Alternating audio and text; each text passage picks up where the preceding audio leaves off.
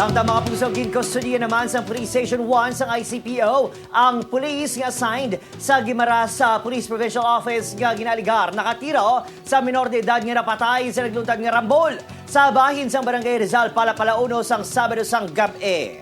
Ginbahayag nga nagainom-inom ang biktima kag ang grupo sini sa seawall sang barangay sang ginsulong sang isa pagigagrupo sang mga kalalakihan.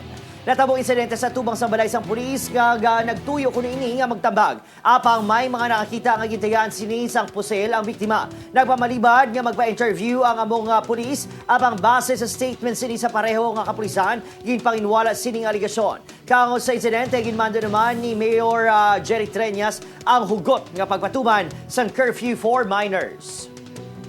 Patawag naton ang mga witnesses. So naging kuhaan naton statement and then na naton kuha kita sang sang ebidensya nga involved ang pulis.